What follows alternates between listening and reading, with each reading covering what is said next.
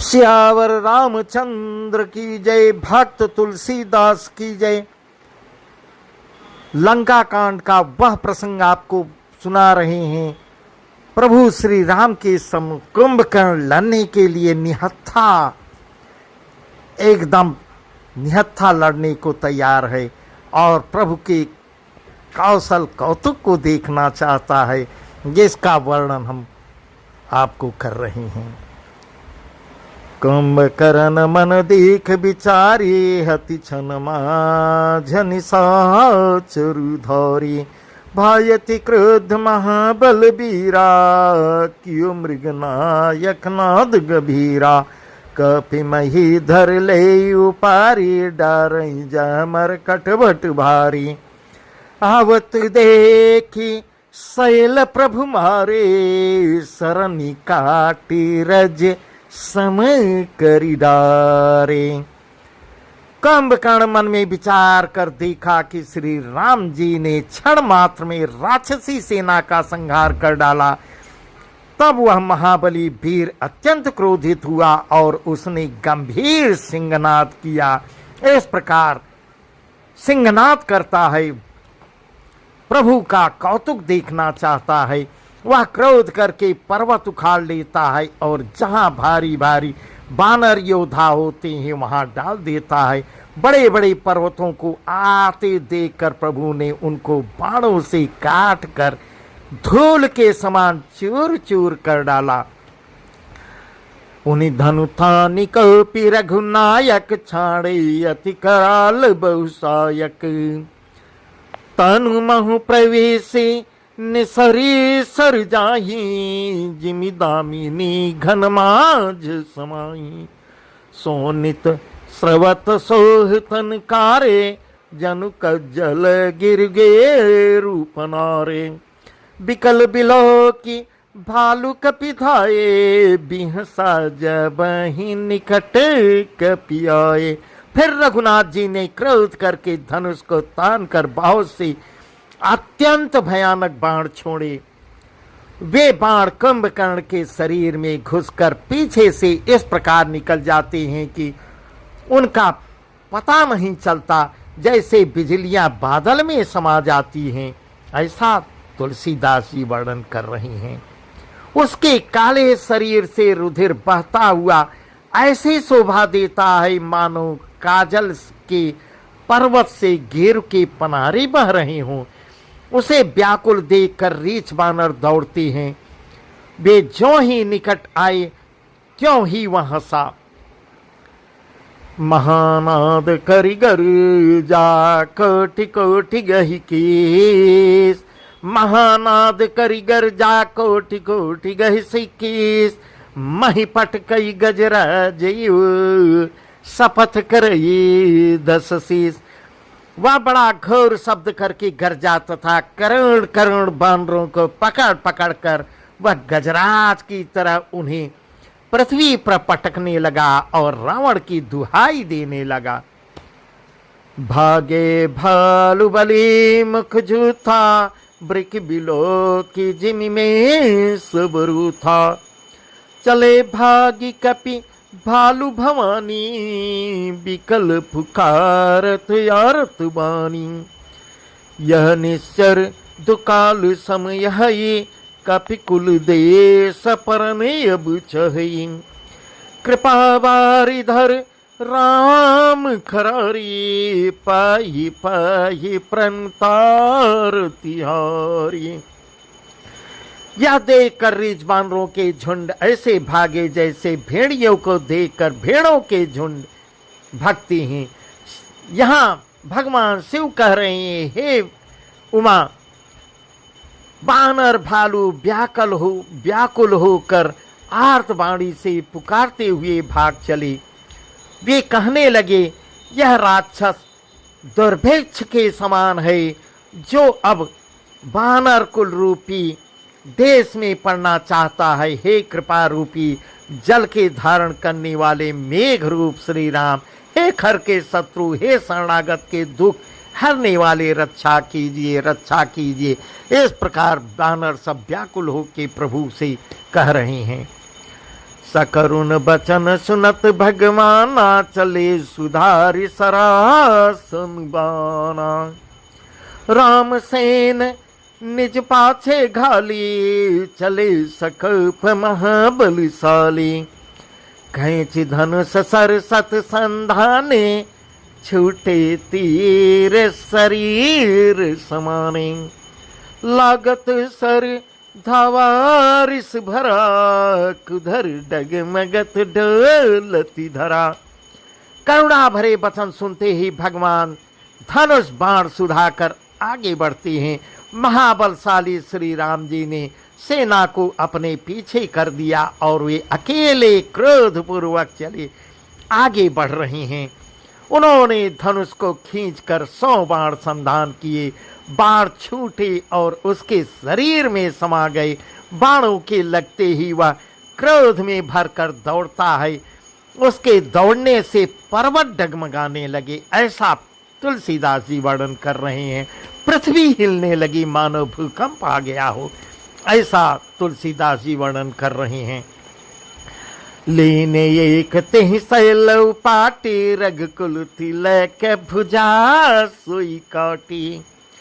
धावा बाम बाहु गिरधारी, प्रभु सो भुजा काटी मही पारी। काटे भुजा सह खल कैसा, पक्षहीन मंदर गिरि जैसा। अग्र बिलोकनि प्रभु बिलोका, ग्रसन चहत मानहु त्रैलोका। उसने एक पर्वत उखाड़ लिया। रघुकुल तिलक श्री राम जी ने उसकी वह भुजा ही काट डाली। तब वह बाएं हाथ में पर्वत को लेकर दौड़ा। प्रभु ने उसकी वह भुजा भी काटकर पृथ्वी पर गिरा दी। भुजाओं के कट जाने पर वह दुष्ट कैसे शोभा पाने लगा, जैसे बिना पंख का मंदराचल पर्वत हो। उसने उग्र दृष्टि से प्रभु को देखा, मानो तीनों लोकों को निगल जाना चाहता हो। इस प्रकार तुलसीदास जी लिख रहे हैं। करचे कर घोर यति, धावा बदनु पसार। गगन सिद्ध सुर त्रासित, हाय ती पुकार। करचे कर घोर यति, धावा बदनु पसार। गगन सिद्ध सुर त्रासित, हाय ती पुकार। वह बड़े जोर से चिघाड़ करके मुख फैलाकर दौड़ा। आकाश में सिद्ध और देवता डर कर हा हा हा इस प्रकार पुकारने लगे। देवता सब डर जाती हैं। इस प्रकार प्रभु के सम्मुख वह दौड़ रहा है, प्रभु की कौतुक को देखना चाहता है। सभई देव करुणा निधि जान्यो, श्रवण प्रजंत सरासनुतान्यो। बिसिक निकर निश्चर मुख भयो, तदपि महाबल भूमि ने परयो। सरनि भरा मुख सन्मुख धावा, काल त्रोण सजीव जनुआवा। तब प्रभु कोपी तीव्र सरलीना, धरते भिन्नता सुसिर कीना। करुणा निधान भगवान ने देवताओं को भयभीत जाना। तब उन्होंने धनुष को कान तक तान कर राक्षस के मुंह को बाणों के समूह से भर दिया, तो भी वह महाबली पृथ्वी पर नहीं गिरा। ऐसा मुख में बाण भरे हुए वह प्रभु के सामने दौड़ा, मानो काल रूपी सजीव तरकस ही आ रहा हो। तब प्रभु ने क्रोध करके तीक्ष्ण बाण लिया और उसके सिर को धड़ से अलग कर दिया। सो सिर पर दशानन यागे, सो सिर पर दशानन यागे। बिकल भयो जिमि फनी मनि त्यागे। धरन धसई धर धाव प्रचंडा, तब प्रभु काटिकीन दुई खंडा। परे भूमि जिमि नभते भूदर, हेठ दाबी कपि भालु निशाचर। तासु तेज प्रभु बदन समाना, सुर मुनि सब ही अचंभव माना। इस प्रकार प्रभु उसका सिर धड़ से अलग कर देती हैं। वह सिर रावण के आगे जाके गिरता है। उसे देखकर रावण ऐसा व्याकुल हुआ जैसे मणि के छूट जाने पर सर्प व्याकुल होता है। कुंभकर्ण का प्रचंड धड़ दौड़ा जिससे पृथ्वी धंस जाती है। तब प्रभु ने काटकर उसके 2 टुकड़े कर दिए। बानर भाल और निशाचरों को अपने नीचे दबाते हुए वे दोनों टुकड़े पृथ्वी पर ऐसे पड़े जैसे आकाश से 2 पहाड़ गिर रही हों। ऐसा वर्णन तुलसीदास जी कर रहे हैं। उसका तेज प्रभु श्री रामचंद्र जी के मुख में समा गया। यह देखकर देवता और मुनि सभी ने आश्चर्य माना। सरदंड भी बजामई हर सही, स्तुति करहि सुमन बहु बरसई। कर बिनती सुर सकल सिधाए, ते ही समय देव ऋषि आए। गगन परिहरि गुण गन गाये, रुचिर वीर रस प्रभु मन भाए। बेगी हतहु खल कही मुनि गए, राम समर महि शोभत भये। देवता नगाड़े बजाते हर्षित होते और स्तुत करते हुए बहुत से फूल बरसा रही हैं। गिनती करके सब देवता चले गए। उसी समय देवर्षि नारद आ जाते हैं। आकाश के ऊपर से उन्होंने श्री हरि के सुंदर वीर रस युक्त गुण समूह का गान किया, जो प्रभु के मन को बहुत ही अच्छा लगा। मोनिका यह कहकर चले गए कि अब दुष्ट रावण को शीघ्र मारिए, प्रभु शीघ्र मारिए। उस समय श्री राम जी रणभूमि में आकर अत्यंत सुशोभित हुए। संग्राम भूमि विराज, रघुपति अतुल बल कौशल धनी।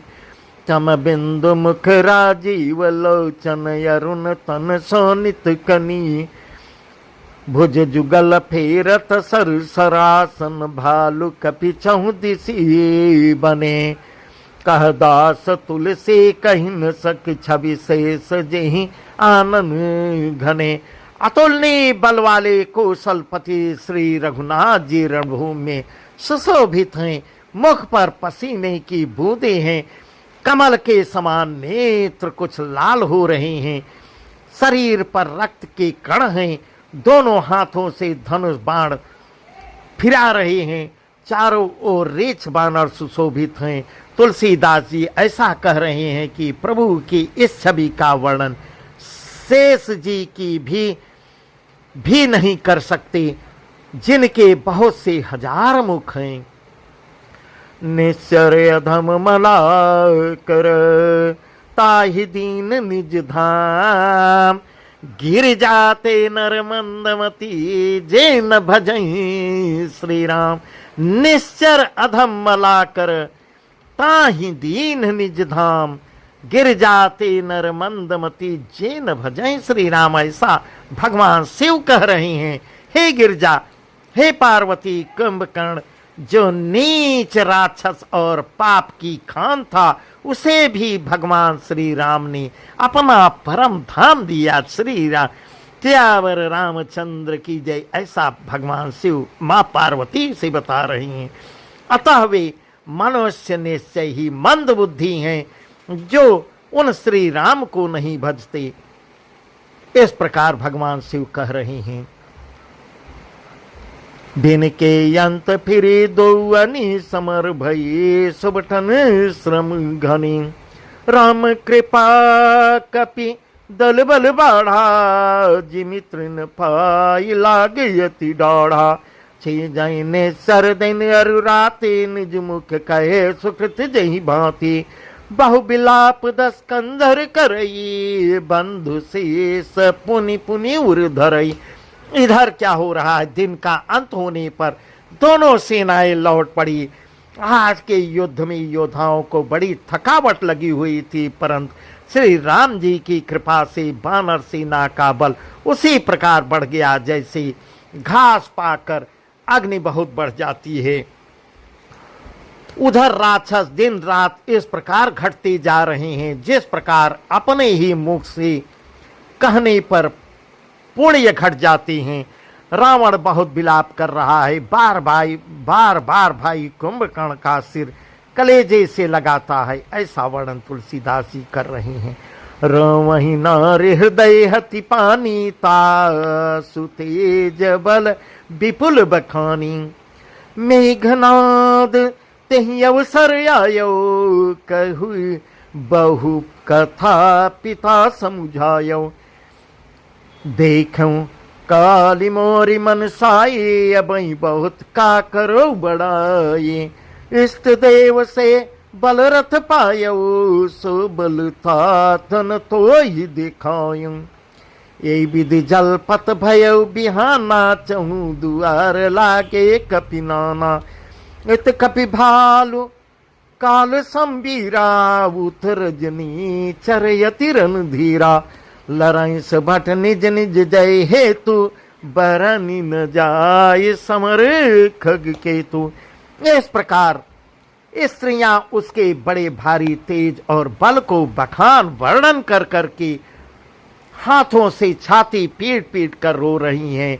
उसी समय मेघनाद आ जाता है और उसने बहुत सी कथाएं कहकर अपने पिता रावण को समझाया और कहा, कल मेरा पुरुषार्थ देखिएगा हे पिताजी। अभी बहुत बड़ाई क्या करूं हे तात, मैंने अपने इष्ट देव से जो बल और रथ पाया है, वह बल और रथ अब तक आपको नहीं दिखलाया था। इस प्रकार डींग मारते हुए सवेरा हो गया। लंका के चारों दरवाजों पर बहुत से बानर आ डटे। इधर काल के समान वीर बानर भालू हैं, उधर अत्यंत रणधीर राक्षस हैं। दोनों ओर के योद्धा अपनी अपनी जय के लिए लड़ रहे हैं।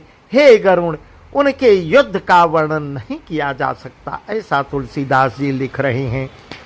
मेघनाथ माया मये रथ चढ़ी गयौ आकाश।